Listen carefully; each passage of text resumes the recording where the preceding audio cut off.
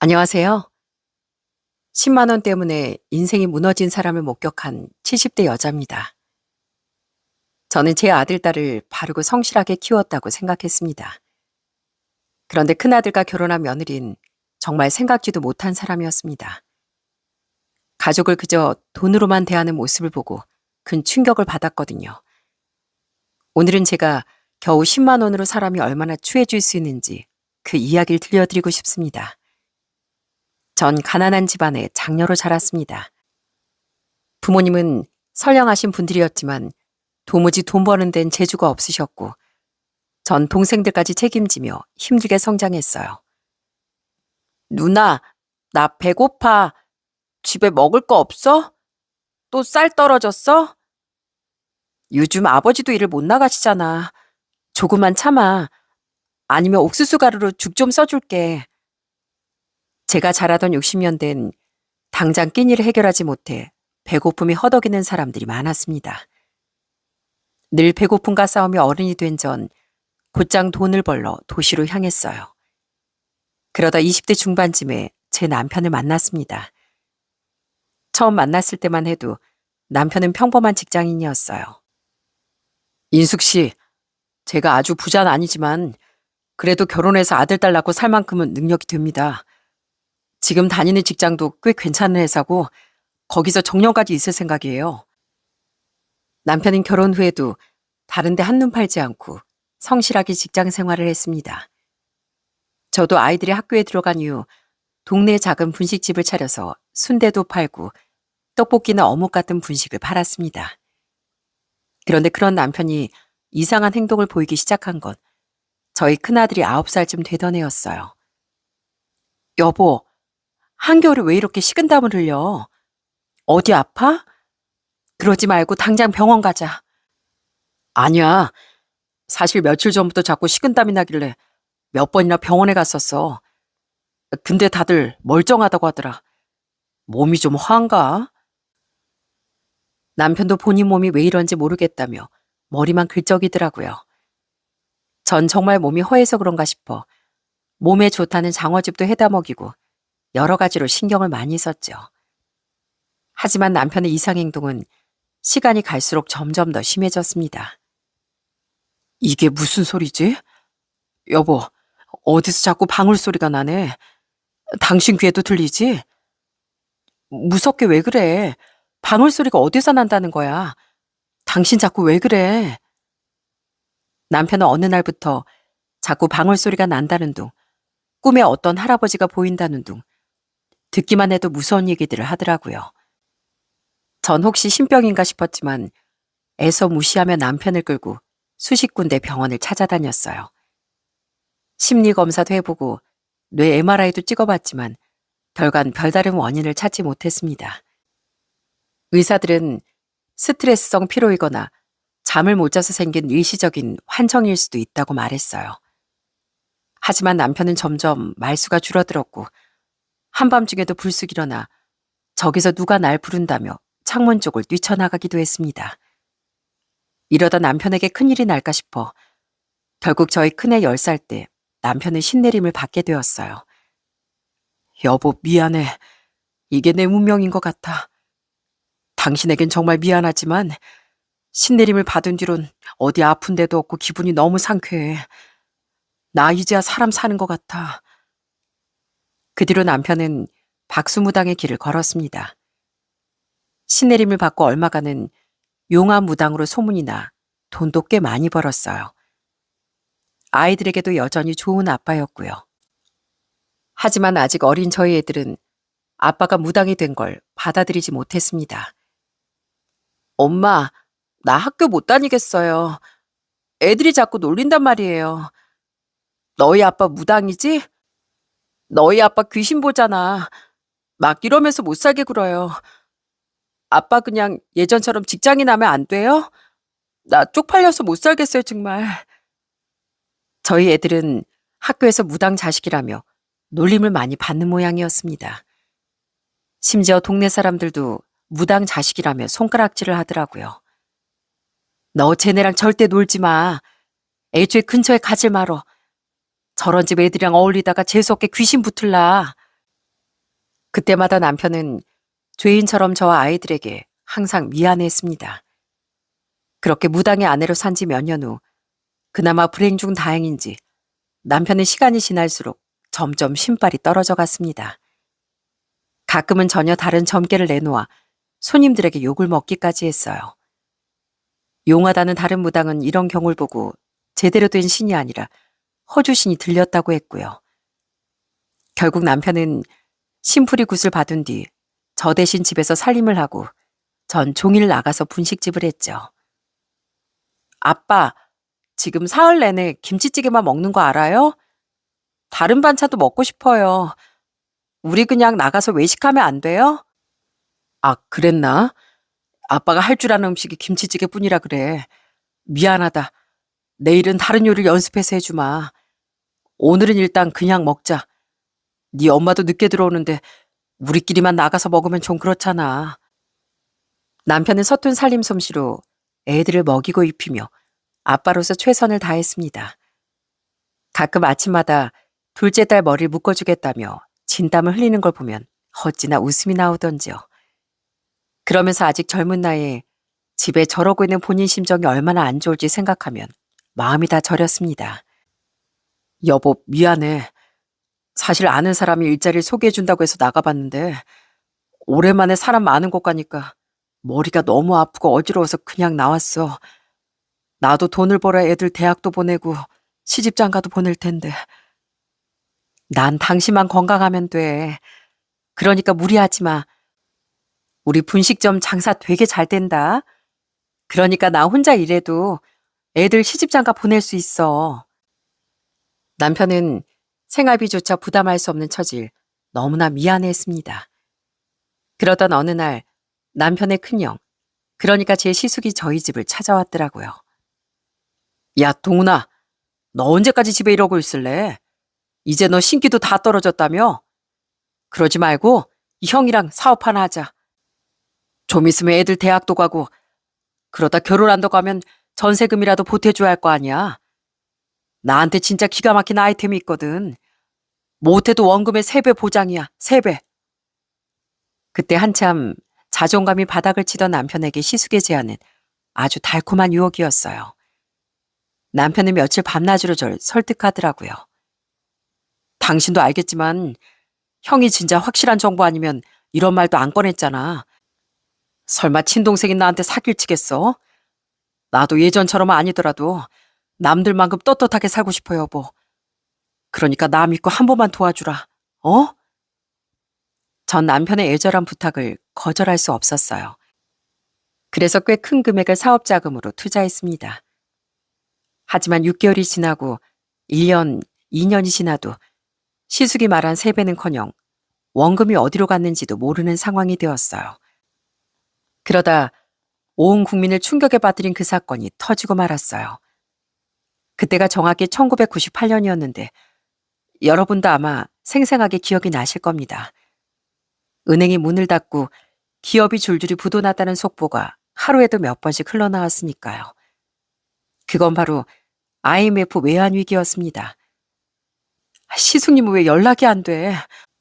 지금 사업하는 사람들 줄도산하고 난리인데 우리 돈은 어떻게 되는 거야? 설마 그 돈 다 날린 거야? 기다려봐. 나도 미치겠으니까. 당신 옆에서 보채니까 나도 죽겠어. 가뜩이나 짜증나는데 자꾸 그렇게 몰아붙이면 나들 어쩌란 말이야? 처음엔 조금 기다려달라던 남편은 도리어 매일 화를 내기 시작했습니다. 시숙도 계속 저를 피해 다니다 어쩌다 연락이 닿으면 오히려 큰 소리를 치더라고요. 너 돈 받기 싫어? 지금 다 나자빠지는 상황인데 나라고 뭐 뾰족한 방법이 있겠냐? 조금만 기다려봐. 그래도 내년 되면 경기가 지금보다 나아진다잖아. 저희에겐 전 재산에 가까운 돈이 묶여 있으니 시숙에게 매달릴 수밖에 없었습니다. 갑과 을이 순식간에 바뀐 거죠. 저와 남편은 발만 동동 구르며 시숙의 연락을 기다릴 뿐이었습니다. 그러다 시숙은 결국 아예 연락을 끊고 잠수를 탔어요. 시숙이 투자할 목적으로 돈을 뜯어간 사람이 저희뿐이 아니었는지 시댁에서도 아주 난리가 났습니다. 그 녀석이 어떻게 온 가족한테 사기를 칠 수가 있냐. 나 모르게 친척들 돈까지 다 끌어쓰고 잠적한 모양이다. 아휴, 그 자식 하나 때문에 우리 집안 식구들 다 알거지 되게 생겼어.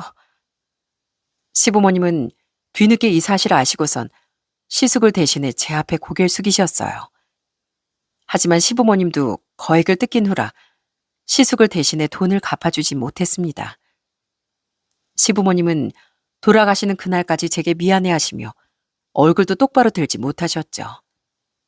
일이 이 지경이 되니 그 무렵 남편하고도 얼마나 많이 싸웠는지 모릅니다. 인간아, 그 돈 은행에만 넣어놨어도 지금 이자가 얼만지 알아? 내가 속에서 열불이 나서 미치겠어. 뭐라도 해봐 제발. 시숙님을 직접 찾아 나서든지 신고라든지 해보라고. 여러분도 기억나실지 모르겠는데 IMF 당시 은행 금리가 어마어마했습니다. 1년 정기예금 금리가 20%까지 치솟았고 3년이면 65%를 이자를 준다고 광고까지 했었으니까요. 저도 그때 너무 수세에 몰려 있어 남편만 보면 화가 절로 끌어올랐어요. 그러게 내가 안 된다고 했지? 근데 당신 시숙님이 친동생한테 사기치겠냐고 우겼지? 이제 어쩔 거야? 우리 애들 당장 학교도 못 가게 생겼는데 당신 어떻게 책임질 거냐고. 당신이 그러고도 아빠야? 전 그때 제가 남편에게 했던 모진 말들을 살면서 두고두고 후회했습니다. IMF로 난리가 나고 1년 정도 흐른 어느 날 남편은 유서도 남기지 않고 스스로 생을 마감했습니다. 얼마나 힘들고 괴로웠으면 그런 무서운 선택을 하고 말았을까요? 여보 미안해. 내가 잘못했어. 당신이 얼마나 힘들었으면 나한테 말 한마디 안 남기고 이렇게 떠날 수가 있어. 내가 그렇게 미웠어? 여보. 전 남편의 기구했던 인생을 생각하며 하염없이 눈물을 흘렸습니다. 평범한 직장인이던 사람이 신내림을 받고 무당이 되고 그것마저 잘 풀리지 않아 늘 가족들 눈치만 보던 남편이었어요. 거기 하늘에선 아무 걱정하지 말고 고통받지도 말고 당신 하고 싶은 대로 편안히 지내. 애들은 내가 잘 키울게. 그동안 고생 많았어 내 남편. 부디 편히 쉬어. 전 아이들에겐 이런 집안 문제를 알게 하고 싶지 않았습니다. 하지만 저희 큰아들은 시숙이 어떤 사람인지 알자마자 아주 난리가 났어요. 큰아빠 만나기만 하면 내가 가만 안 둘 거야. 아빠를 지옥으로 몰아넣고 본인은 잘 살 수 있을 것 같대? 내 눈에 띄기만 하라 그래. 그때 제 아들이 한창 혈기왕성한 19살이었는데 시숙을 잡으러 다닌다며 이것저것을 수소문하러 다니기도 했습니다. 원래 공부도 곧잘하던 아이가 학업에 나의 손을 떼고 어떻게든 복수만 생각하는 것 같았어요. 시부모님은 이러다 행여 손주의 앞길을 망칠까봐 항상 노심초사하셨죠. 그러다 결국 시숙은 여러 사람에게 고솔당했고 지명수배까지 내려졌어요. 재현아, 너 고3이 공부해야지. 계속 네 큰아빠 잡겠다고 그러고 다니면 되겠어? 이미 지명수배가 떨어졌으니까 경찰에서 금방 잡아올 거야. 그러니까 넌 네 공부에만 집중해. 네가 잘 되는 길이 네 아빠 복수라는 제일 빠른 길이야. 시어머님은 손주 걱정에 앞서 오히려 빨리 경찰에서 큰아들인 시숙님을 잡아주길 바라셨습니다. 아들은 그래도 지 아빠 생각을 하며 분노에 찬 눈물을 흘렸습니다. 이후 다행히 아들의 내신 성적이 좋았기에 고3 때 공부를 높긴 했지만 간신히 서울에 있는 대학에 입학할 수 있었어요. 저도 순대나 열심히 팔면서 다시 돈 모으는 데만 집중을 했고요. 아줌마, 저희 순대 주세요. 내장도 섞어주시고요. 아, 떡볶이도 2인분 주세요. 여기 순대가 냄새도 안 나고 너무 맛있는 것 같아요. 아유, 감사합니다. 내장 많이 섞어서 금방 드릴게요. 어묵 국물 좀 드시고 계세요. 그래도 제 분식집엔 계속 찾아주시는 단골분들이 많아 장사가 그럭저럭 잘 되는 편이었습니다. 저희 애들도 대학 졸업하고 직장도 잘 잡아 어엿한 사회인이 되었고요. 큰아들도 그렇고 딸도 그렇고 어릴 때 가난한 집안 환경을 겪어서인지 다들 목표가 빨리 내 집을 장만하고 돈을 모으는 것이었답니다. 저희 아들은 직장인이 되자마자 월급의 반절을 매달 저에게 보내왔더라고요. 엄마, 아무래도 돈은 엄마가 직접 관리해 주시는 게 맞는 것 같아요. 제가 들고 있어봐야 계속 쓰기만 하고 모으질 못할 것 같아요. 그러니까 매달 엄마한테 보낼게요. 딸도 집 사는 게 목표라며 얼마나 악착같이 돈을 모으던지요. 애들이 이렇게 고생해준 덕분에 제 큰아들이 29살이 되던 해 저희 세 식구는 34평짜리 아파트를 분양받게 됐습니다. 남편이 떠난 지 10년 만의 일이었어요.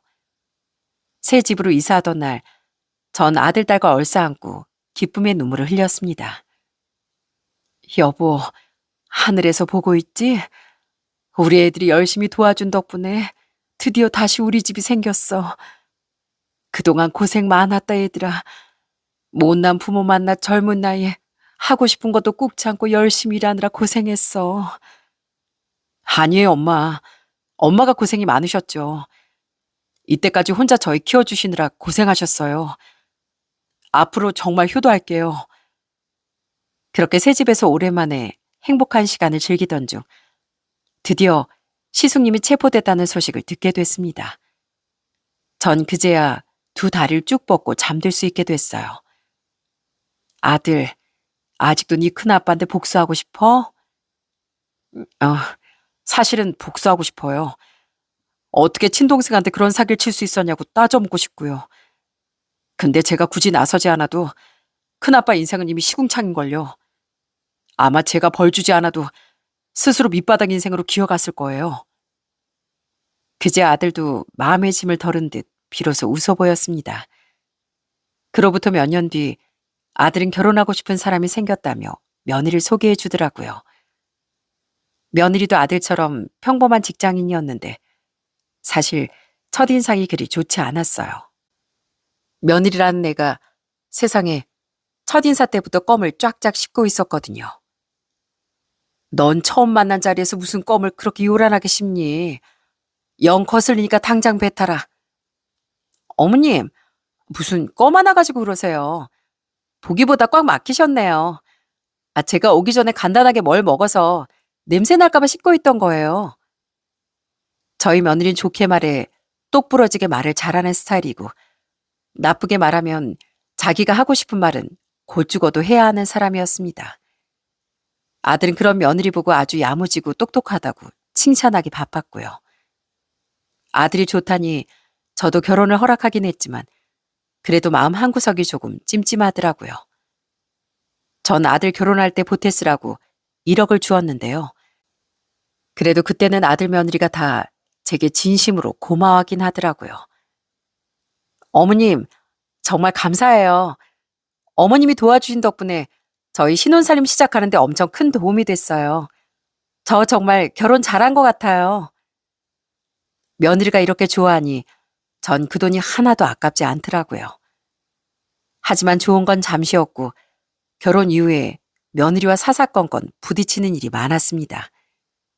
한 번은 제가 전통시장에 나갔다가 나물이며 부싯거리를 잔뜩 사온 적이 있었어요. 새아가, 너 나물 좋아한다고 했지? 내가 시장까지 가서 이렇게나 많이 사왔다. 이거 볶아 먹고 지져 먹으면 얼마나 맛있다고. 어머님, 이거 인터넷으로 사면 훨씬 싸요. 힘들게 굳이 시장에서 사셨어요? 뭐 시장이라고 물건이 다 싱싱한 것도 아니던데요. 오히려 인터넷이 깔끔하죠. 다음엔 저한테 물어보고 사세요. 언제 한 번은 또 아들 집에 갔는데 설거지가 하나도 안 되어 있더라고요. 저는 두 팔을 걷어붙이고 그 많은 설거지를 다 해주었습니다. 그러자 눈치가 빠른 며느리가 그냥 두면 제가 다 해줄 거라고 생각했는데 그 다음부턴 갈 때마다 설거지가 이만큼씩 쌓여 있더라고요. 너 왜 설거지도 안 하고 맨날 이렇게 쌓아두고 사니? 이러면 벌레 생기고 냄새 나잖아. 에이, 어머님 오시면 다 해주실 텐데요, 뭐. 어머님 분식집 하시면서 설거지는 저보다 훨씬 잘하실 거 아니에요. 뭐든 잘하는 사람 해야 빠르잖아요. 며느린 그러면서 씩 웃어 보이더라고요. 그 모습이 또 얼마나 얄밉던지요. 하지만 본격적인 갈등은 이제 시작이었답니다. 아들이 결혼하고 몇 년 뒤 저희 딸도 시집을 가게 되었어요. 저희 사이는 참 듬직하고 수더분한 청년이었어요. 전 아들 때와 똑같이 딸이 결혼할 때도 1억을 보태주었답니다. 그러자 갑자기 며느리가 난리를 치는 겁니다. 어머님, 어떻게 아가씨한테도 똑같이 1억을 해주실 수가 있으세요? 제가 들어보니까 제 남편이 총각때 월급의 반이나 들였다면서요. 근데 어떻게 아가씨랑 저희랑 똑같이 돈을 받아요? 그건 공평하지가 않죠. 어머, 새언니, 어떻게 그렇게 말해요? 저희 엄마한테 뭘 받고 말곤 저희가 결정해요. 왜 새언니가 마치 자기 돈 뺏긴 것처럼 화를 내요? 우리 오빠는 엄마가 돈 주신다고 해도 계속 거절했는데 언니 생각해서 받은 거예요. 새언니가 맡겨둔 돈이 아니라고요. 이때부터 저희 딸과 며느린 만날 때마다 으르렁거리며 기싸움을 했습니다. 점잖은 저희 사이는 그때마다 딸을 잘 타일러 집안에 큰 싸움이 나지 않게 중재를 했고요. 새언니, 이번 명절에도 늦게 온다고 했다면서요? 저번 명절에도 갑자기 무슨 약속이 있다고 명절 다 끝나서 오더니 일부러 그러는 거예요? 맨날 우리 엄마만 고생하잖아요. 집에 식구나 몇이나 된다고 고생까지 해요. 그러면 직장인이 명절에 겨우 휴가가 있는데 그때 볼일 보는 거지. 언제 내 할 일 하겠어요. 정 어머님 걱정되면 아가씨가 시댁까지 말고 친정에 오던가요. 언젠가 또 명절을 앞두고 며느리와 딸아이가 싸움을 벌였는데 우리 사이가 그 둘 사이를 급히 막아서더라고요. 그만두래요. 당신도 직장 다녀서 아주버님 상황 잘 알잖아. 그리고 아주버님도 장모님이 몇 년 동안 혼자 제사 준비하셨으니까 이번엔 일정 빨리 보시고 오시는 게 어떨까요? 그리고 올해는 저희도 처가에 먼저 들렸다 본가로 가겠습니다. 저희 사이는 은행원이었는데 때론 저희 아들보다 더 듬직하게 가족들을 챙기더라고요. 그렇게 가끔 싸우긴 하지만 그래도 행복한 시간이 또 11년 정도 흘렀습니다. 저희 애들도 이제 다들 엄마 아빠가 되어 자기 가정을 잘 꾸리고 살고 있었죠. 그러던 어느 날 늦은 밤 아들이 절 찾아왔더라고요. 엄마, 사실 저 드리고 싶은 말씀이 있어요. 저 너무 늦기 전에 제 꿈을 펼치고 싶어요. 그동안은 돈 모으느라 직장만 열심히 다녔는데 아무리 오래 일했어도 늘 스트레스 때문에 만성 위험을 달고 산다니까요. 그래서 저 제 사업을 좀 해볼까 해요. 마음 맞는 동기랑 얘기도 다 끝났고요. 뭐? 사업을 하겠다고? 너 지금 직장에서 자리도 잘 잡았고 연봉도 꽤 높은데 그 모든 걸 다 박차고 나오겠단 말이야? 아휴, 난 반대다. 저도 한 번쯤은 제가 하고 싶은 거 하면서 살아보고 싶어요. 아빠 그렇게 돌아가시고 저희 가족들 모두 일벌레처럼 일만 하고 살았잖아요. 물론 사업이 쉽지 않다는 거 제가 왜 모르겠어요. 근데 저 정말 자신 있어요. 그래서 말인데 저 혹시 2억 정도만 빌려주실 수 있을까요? 제가 엄마가 아니면 어디 가서 이런 부탁을 드리겠어요. 아들은 꼭 하고 싶은 사업이 있다며 제게 2억을 빌려달라고 했습니다. 저희 집이 사업 때문에 난리가 났던 집이라 전 걱정되는 마음이 앞서더라고요. 그런데 평생 뭐 한번 사달라고 한 적 없는 아들이 처음으로 이런 부탁을 하니까 마음이 좀 움직이더군요. 그리고 애들 결혼 전에 샀던 제 명의 아파트가 가격이 많이 오른 상태이기도 했고요. 처음 샀을 때보다 40% 정도 올랐더라고요. 그때 집 사면서 애들한테 도움받은 것도 많아 전 오랜 시간 고민하다 사업 자금을 보태주기로 했습니다. 아들, 이 돈이 어떤 돈인지 알지? 엄마로선 솔직히 걱정이 되긴 하는데 네가 그렇게 자신 있다고 하니까 한번 믿어보마. 부디 네 꿈을 널리 널리 펼쳐봐. 엄마, 정말 감사해요. 저 정말 열심히 발로 뛸게요. 그래서 이 돈 금방 다시 몇 배로 돌려드릴게요. 약속할 수 있어요. 그렇게 아들은 친구 녀석 하나랑 사업을 시작했습니다.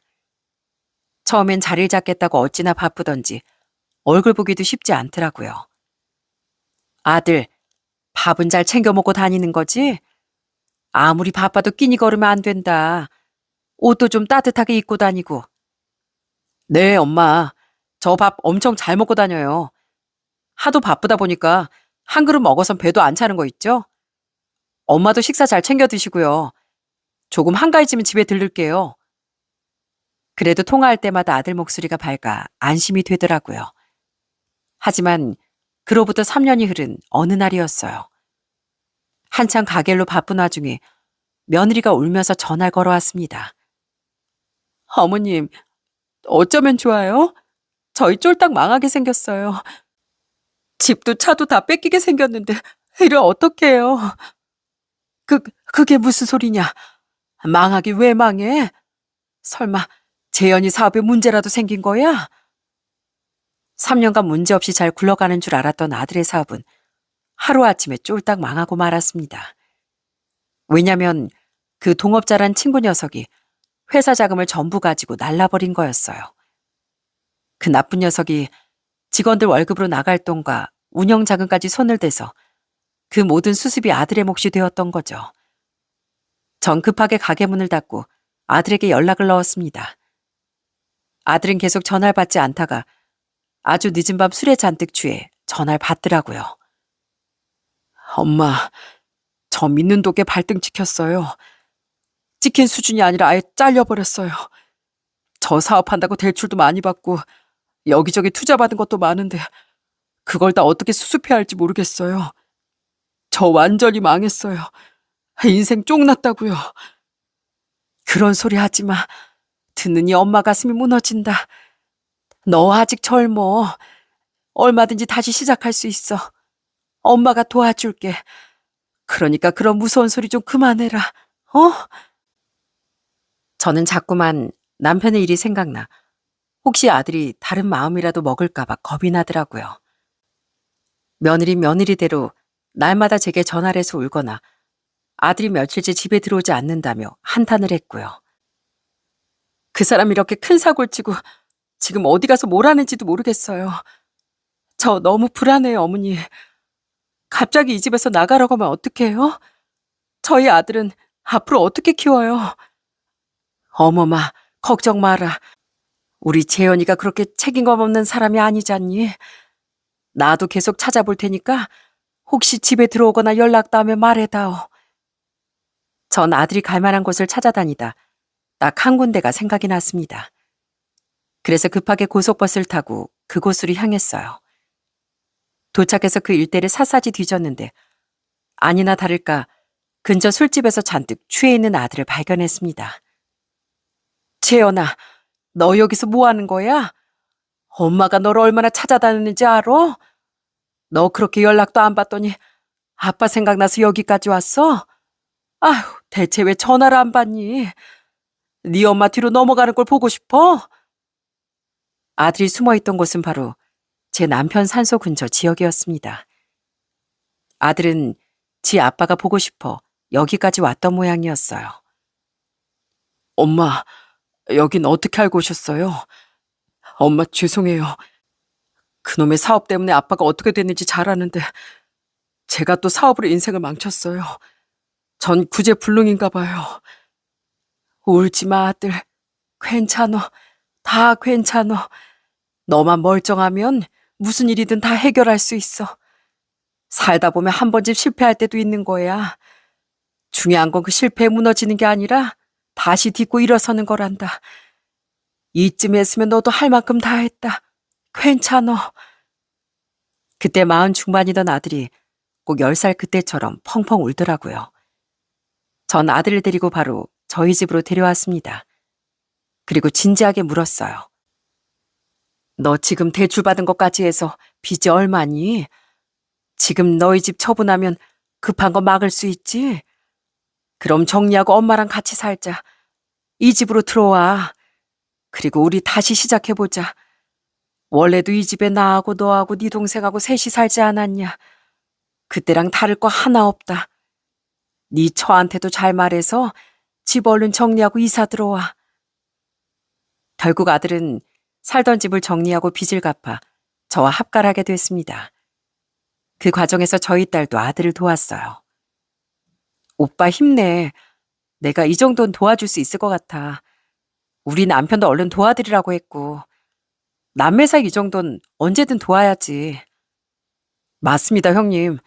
얼른 기운 차리시고 다시 예전처럼 힘내셔야죠. 혹시 저희 도움 필요한 거 있으시면 언제든 편하게 말씀해 주세요. 비록 큰 어려움을 겪었지만 우리 가족들이 서로 끈끈하게 도와주고 챙겨준 덕분에 아들은 큰 위기를 넘길 수 있었답니다. 그렇게 저와 아들 내외에 동거가 시작되었어요. 처음엔 며느리도 제 눈치를 보며 집안일도 하고 나름대로 배려심 있게 행동하더라고요. 어머님, 아무래도 저희 애도 있고 저희 식구가 3명이다 보니까 빨래나 설거지는 저희가 할게요. 어머님 혼자 다 하시기 힘드시잖아요. 쓰레기도 제가 출근하면서 버릴게요. 하지만 또 얼마간의 시간이 지나자 다시 본색을 드러내더군요. 한 번은 시장에서 순대를 팔고 있는데 저 멀리 며느리가 어떤 사람들과 함께 지나가고 있었어요. 전 반가운 마음에 손을 흔들었는데 아니 글쎄 며느린 절 보자마자 고개를 팩 돌리고 빨리 가버리는 게 아니겠어요? 절 대놓고 무시하니까 저도 기분이 몹시 상했습니다. 그래서 저녁 때 집에 오자마자 며느리에게 물었어요. 어머마, 너 아까 나랑 눈 마주치지 않았니? 아이 어떻게 그렇게 대놓고 무시를 할 수가 있어? 내가 얼마나 민망했는데. 어머님, 저 그때 일하고 있었어요. 저희 고객들이랑 같이 있었다고요. 근데 순대 썰고는 어머님한테 꼭 인사를 해야겠어요? 창피하게. 일할 땐 아무리 어머님이라도 고객이 우선이에요. 그래야 저희도 빨리 돈 모아서 이사 나갈 거 아니에요. 다음엔 저 보더라도 아는 척하지 말아주세요. 며느린 되려 저에게 눈치 없는 시어머니라며 비난했습니다. 전 너무 기가 막혀 말문이 막히더라고요. 그때 옆에서 대화를 듣고 있던 아들이 며느리에게 따져 물었습니다. 당신 진짜 엄마한테 그랬어? 엄마가 창피하게 뭐가 창피해? 엄마 덕분에 우리가 이렇게라도 따뜻한 집에 지내는 건데. 당신같이 짜증나게 왜 그래? 왜 다 나한테만 잘못했다 그래? 맨날 나만 가지고 난리야. 며느린 그러더니 짜증을 잔뜩 내곤 집을 나가버렸습니다. 그때 얼마나 황당하던지요. 며느린 그 이후로도 이런 갈등이 생기면 짜증을 엄청 내고 밖으로 뛰쳐나갔습니다. 그리고 술까지 잔뜩 퍼먹고 와선 행패를 부렸어요. 그런 날엔 어김없이 아들과 부부싸움을 하는 것 같더라고요. 닫힌 방문 너머로도 둘이 싸우는 소리가 들렸거든요. 당신, 엄마도 계시는데 이게 뭐 하는 짓이야? 당장 정신 안 차려? 오늘은 또 누구랑 술 먹었어? 누구랑 먹긴 고객들하고 먹지. 이게 다 비즈니스야. 당신 뭘 알아? 뭐가 잘났다고 나한테 큰 소리야. 사업을 망하지 말든지 월급을 잘 갖다 주든지 당신 나한테 큰 소리 칠 자격 하나도 없어. 내가 누구 때문에 시댁까지 들어와 이러고 사는데. 당신 나 돈 잘 벌 때 펑펑 쓰던 건 왜 생각 못해? 그때 처가에 돈을 얼마나 들인 줄 알아? 아들 말처럼 아들 사업이 잘 나갔을 땐 처가 인테리어도 새로 해드리고 용돈도 매달 꾸준히 드린다고 했습니다. 그때만 해도 며느리가 늘 우리 남편 최고하고 자랑을 입에 달고 살았거든요.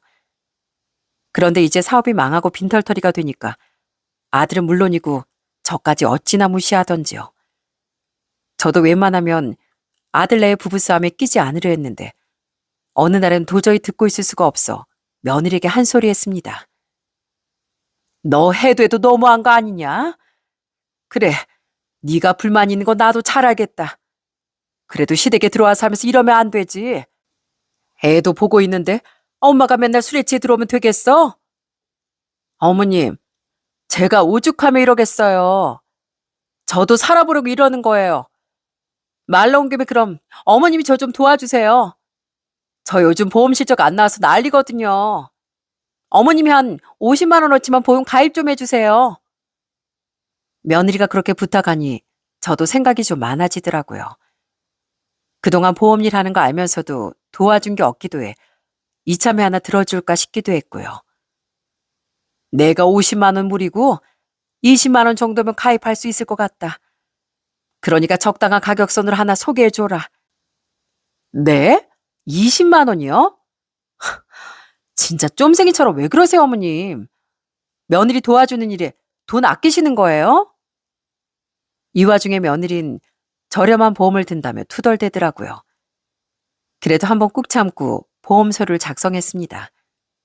그런데 얼마 뒤 깜짝 놀랄 만한 소식을 들었어요. 예? 제가 가입한 보험이 거절됐다고요? 아니, 대체 왜요? 제가 사실 혈압도 높고 고지혈증 약을 오랫동안 복용하고 있었거든요. 고혈압 합병증으로 신장이 좀 안 좋기도 했고요. 그동안 수술도 몇 번 받았고 병원 입원도 꽤 자주 했던 것 같습니다. 그런 이력 때문인지 보험 가입이 거절됐더군요. 며느린 그걸 알고 아주 생짜증을 내기 시작했습니다. 대체 평소에 건강관리 어떻게 하신 거예요, 어머님? 진짜 제 인생에 도움이 안 되네요. 어떻게 그거 하나를 안 도와주세요? 설마 일부러 저 골탕 먹이려고 보험 가입하겠다고 하신 거 아니죠? 안 되는 거 알면서 일부러 그런 거 아니냐고요. 뭐라고? 너 어디서 또 술 처먹고 와서 시애미한테 막말이야?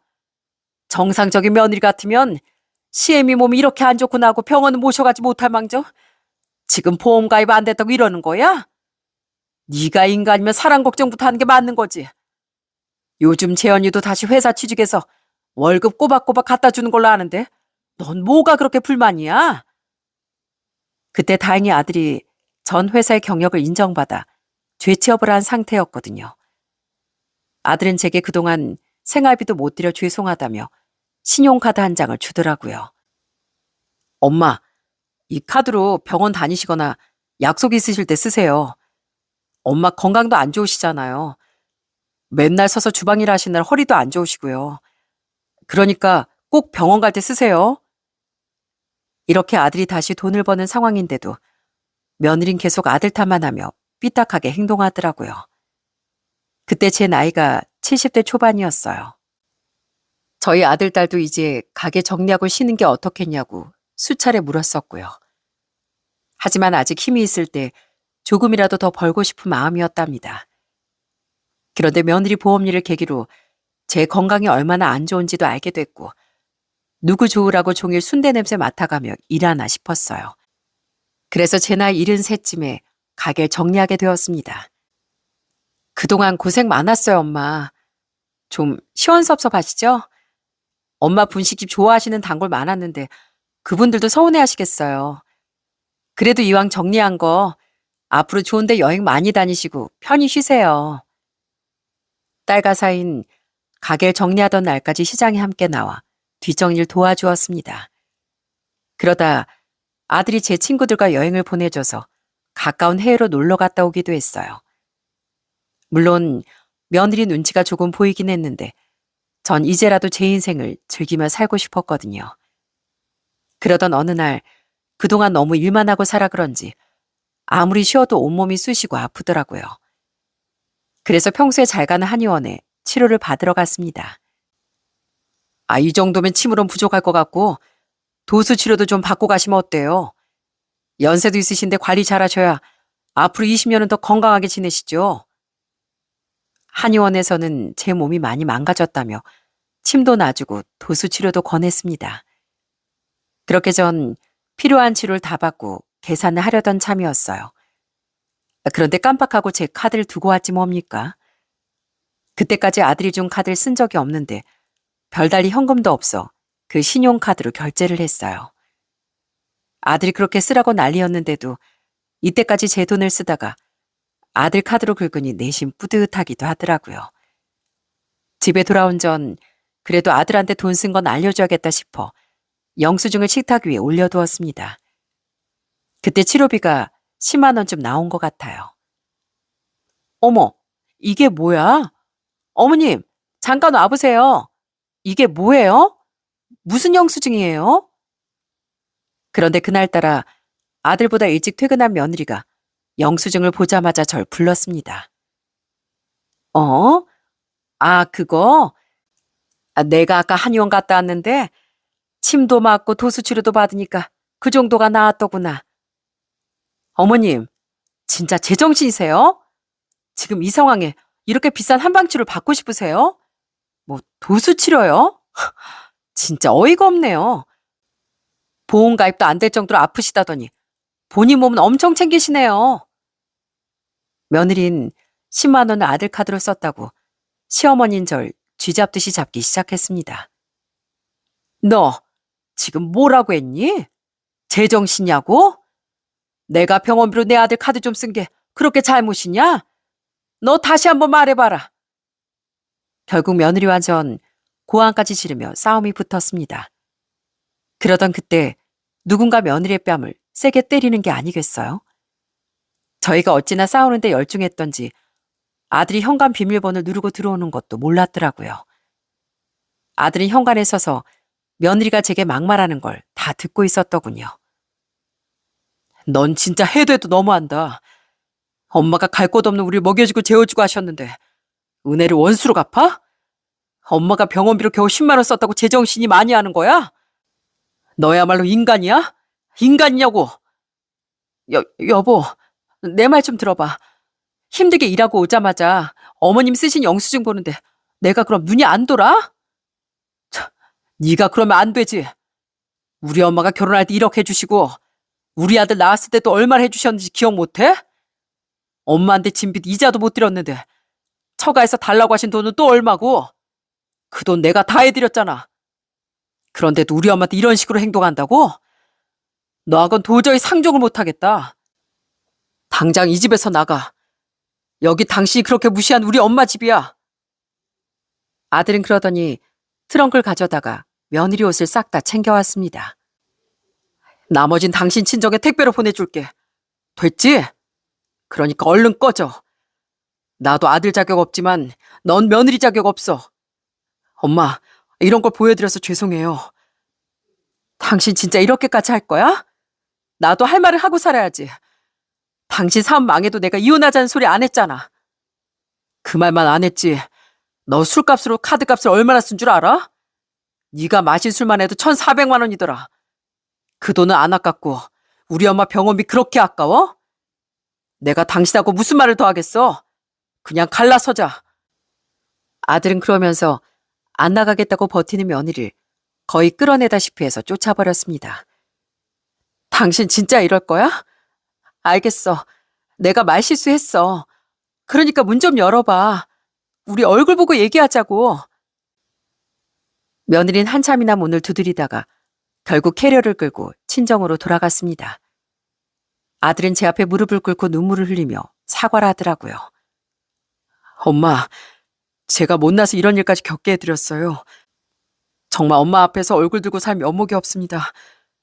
엄마 아들이 이렇게 못난 아들이라 죄송해요. 저도 참고 살아보려고 제가 너무 무능한 것 같네요. 저도 곧 짐 정리해서 나가 살게요. 나가 살긴 어딜 나가 살아. 여기가 네 집인데 며느리 나가서도 내 아들 내 손주 못 보낸다. 고개 좀 들고 그만 울어. 엄만 괜찮어. 엄만 우리 아들 힘들어하는 게 더 속상해. 전 그날 저녁 아들을 안고 한참이나 눈물을 흘렸습니다. 제가 바란 건 제 자식들이 행복하게 사는 거였는데 괜히 저 때문에 이 사달이 났나 싶어 너무 속상하더라고요.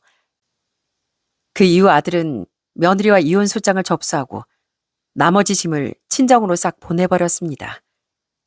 그 과정에서 알게 된 사실인데 며느리가 보험 영업하면서 쓰겠다고 제 아들 카드로 중고차를 한 대 샀더라고요. 그것도 4,500만 원짜리를요. 아들은 그걸 몰랐던 것 같습니다. 그러다 며칠 뒤 며느리가 아들이 없는 틈을 타 절 찾아왔더라고요. 어머님, 저예요. 제발 문 좀 열어주세요. 어머님한테 드릴 게 있어서요.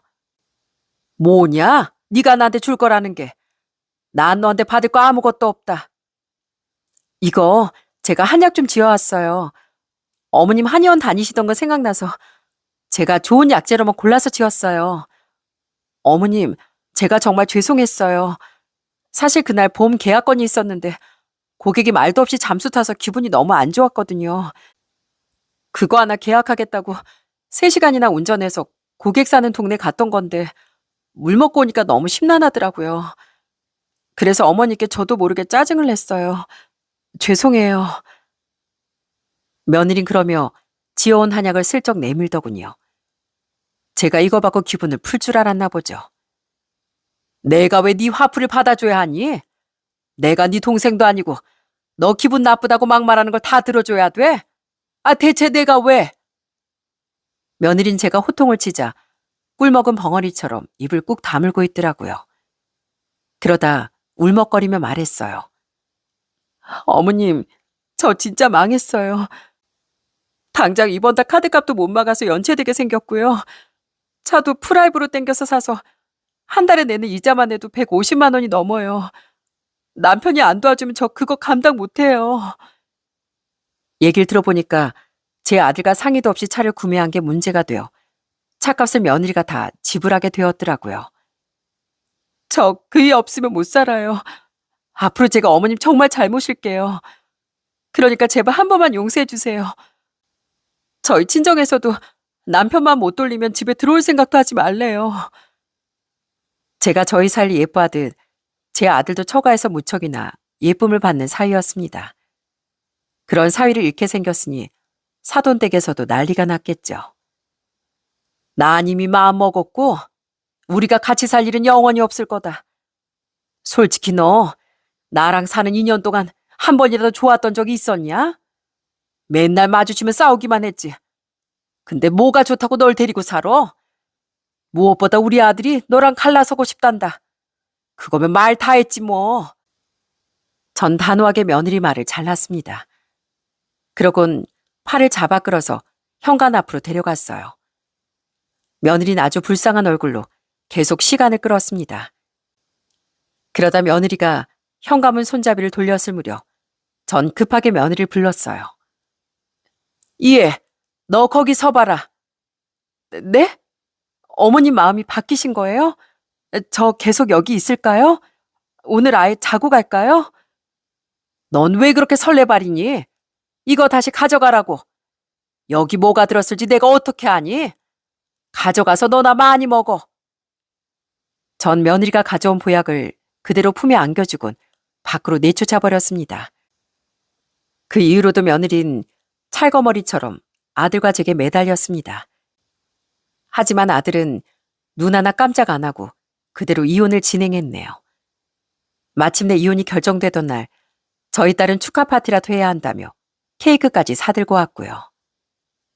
오빠, 축하해. 이런 날은 축하하는 게 맞아. 그동안 오빠 많이 힘들었지?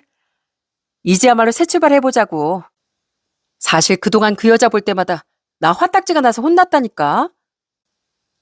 형님, 축하드려요. 소주 한 잔 받으세요. 이제까지 힘들었던 일은 이 술잔의 후를 털어버리시고 앞으로는 즐거운 일만 있으시길 바라자고요. 아들은 사이가 주는 술 한 잔을 시원하게 들이키곤 후련하다는 듯이 말했습니다. 그동안 저 때문에 다들 고생 많았어요. 그리고 엄마 정말 죄송해요. 동생아, 너도 마음고생 많았지? 매제, 언제나 항상 내 편 들어주고 위로해줘서 고마워. 그동안 제가 보여드린 못난 모습은 잊어주시고 앞으로는 좋은 모습만 보이도록 하겠습니다. 딸은 그런 아들 앞에서 박수까지 치며 앞으로의 앞날을 축복해 주었습니다. 그러자 그때 초등학교 2학년이던 저희 손자가 벌떡 일어나 노래를 부르기 시작했어요. 아빠, 제가 노래 불러드릴게요. 아빠, 힘내세요. 제가 있잖아요. 아빠, 힘내세요. 제가 있어요. 어머, 너 그런 노래는 어디서 배웠어? 우리 조카 노래도 잘하네. 그럼요. 저 유튜브에서 다 배웠어요. 다른 노래도 불러드릴까요? 그날 저흰 손주 재롱을 보며 그동안 묵은 감정을 모조리 털어버렸답니다. 전 오랜만에 웃고 있는 아들의 손을 따뜻하게 잡아주었어요. 재현아, 우리 앞으로는 욕심 부리지 말고 그저 가진 것에 감사하며 살자. 그렇게 살면 또 좋은 날이 올 거야. 그로부터 또 시간이 꽤 흘렀습니다.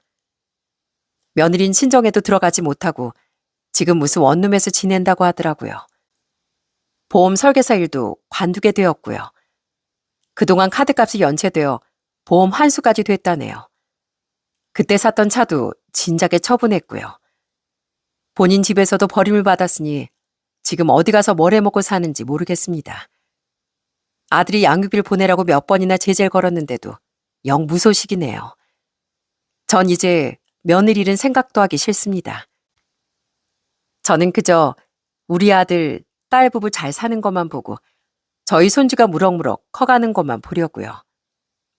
할머니, 난 할머니가 해준 떡볶이가 제일 좋아요.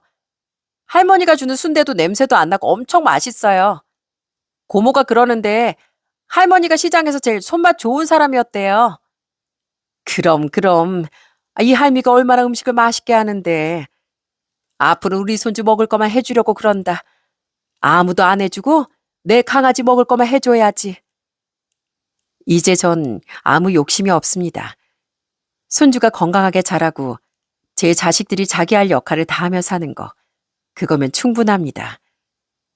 고진감래라는 사자성어가 괜히 있는 말이겠습니까? 그동안 인생에 힘든 일이 많았으니 앞으로는 좋은 일만 있을 거라고 믿으며 살려고 합니다. 남은 인생 동안은 누굴 탓하지도 원망하지도 않으려고요. 대신 가족이 있다는 것에 감사하며 살겠습니다. 이 사연을 듣는 분 중에 저보다 더 힘든 일을 겪었던 분도 계시겠죠? 곧 여든을 앞둔 할머니가 말하는데 좋은 날은 반드시 옵니다. 다만 우린 그날이 왔을 때 온전히 기쁘게만 받아들이면 되는 거겠죠. 부디 그 행복이 어서 빨리 찾아오길 기도하겠습니다. 들어주셔서 정말 감사합니다.